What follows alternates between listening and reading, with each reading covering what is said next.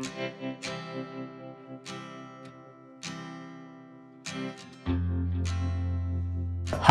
የተከበራችሁ የማዘኛት የዩቲዩብ ቻናል ተከታታዮች እንደምን ናችሁ? ዛሬ ሌላ መጽሐፍ ይዤላችሁ ቀርቤያለሁ። The 1 Minute Manager የሚል መጽሐፍ ነው። በሁለት ሰው የጻፈ መጽሐፍ ኬን ስፔንሰር የጻፈ መጽሐፍ ነው። ይህንን መጽሐፍ እንግዲህ በጣም ቀለል ተደርጎ የተጻፈ መጽሐፍ እና ከተጻፈ ረዥም ጊዜ የሆነ መጽሐፍ ነው። በጣም ጥሩ ሀሳብ አለው ብዬ ስላሰብኩኝ ለእናንተ ዛሬ ይዤላችሁ ልቀርብ መጥቻለሁኝ። ወዱታላችሁ ብዬ ተስፋ አደርጋለሁኝ። መልካም ቆይታ ከጸጋዬ ጋር።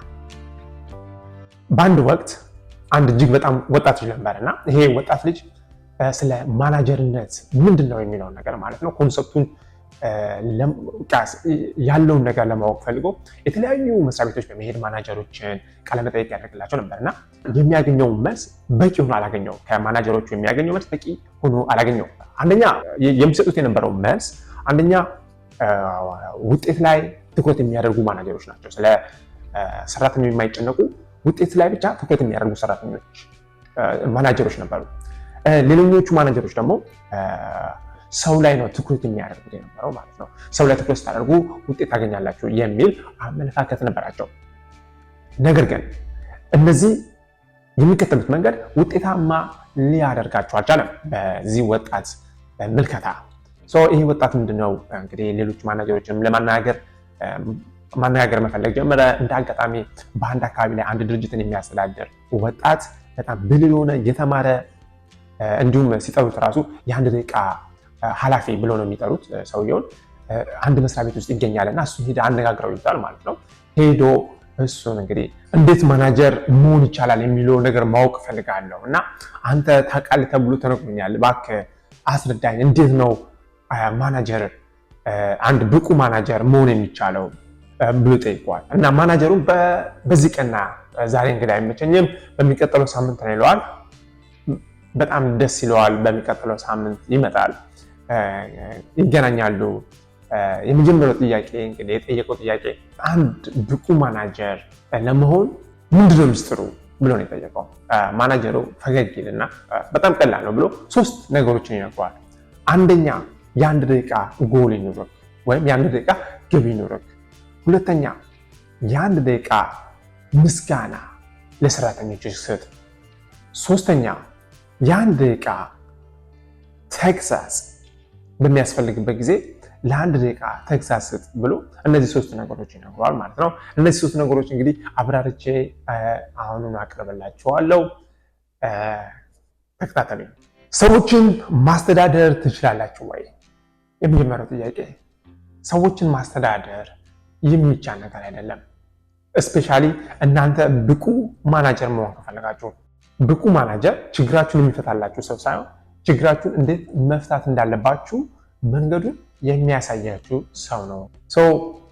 በዚህ መጽሐፍ ውስጥ ቅድም እንደቀረስካችሁ 3 ነገሮችን ጠቅሼላችኋለሁ። የመጀመሪያው ነገር የአንድ ደቂቃ ግብ ይኖራችሁ። ለምሳሌ እግር ኳስን መውሰድ እንችላለን። እግር ኳስ ጨዋታ ላይ የግብ የምታስቆጥሩበት አንግል ከሌለ ተጫዋቾቹ ኳሱን ወዴት መጠለስ እንዳለባቸው አያውቁም።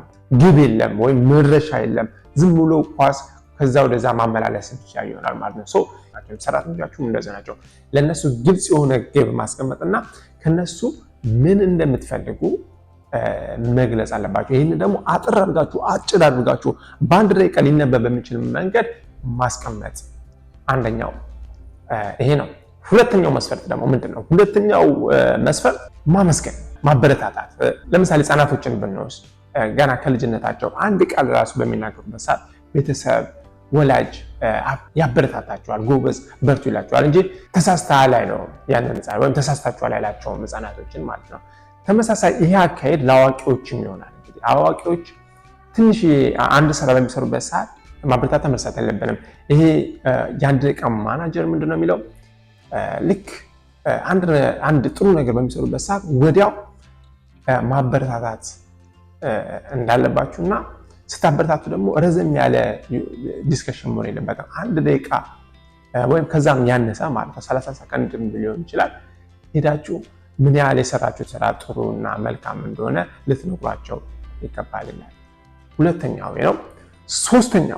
ሶስተኛው ደግሞ እንግዲህ ሰው ናችሁ፣ ሁሉም ሰው ስህተት ይሰራል እና ሰራተኞቻችሁ ስህተት በሚሰሩበት ሰዓት ወይም ደግሞ የተሳሳተ ነገር በሚያደርጉበት ሰዓት ወዲያውኑ ልታረሟቸው፣ ልትነግሯቸው ይገባል። ረዘም ያለ መሆን የለበትም። የአንድ ደቂቃ ተግሳጽ ከሰጣችሁ በቂ ነው። ከዛ በኋላ ኢቨን ዲስከሽን ራሱ ማድረግ የለባቸውም።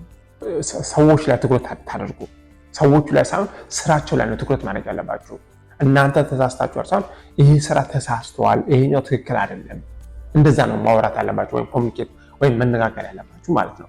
ሁለተኛው ነገር ደግሞ እናንተ የተሰማችሁ ስሜት፣ ለምሳሌ ይህንን ስራ ባለመስራት ቅር ብሎኛል፣ ትንሽ ተሰምቶኛል አይነት ስሜታችሁ ትገልጻላችሁ ማለት ነው።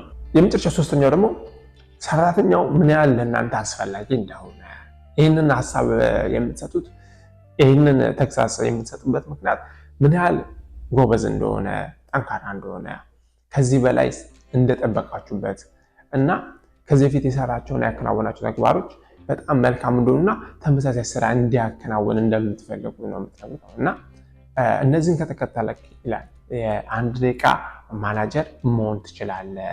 ይህን ይመስላል። ቤተሰቦች ስላዳመጣችሁ በጣም አመሰግናለሁ። ትወዱታላችሁ ብዬ ተስፋ አደርጋለሁ። በሚቀጥለው የተለያዩ መጽሐፎችን ይዤላችሁ ቀርባለሁ። መልካም ጊዜ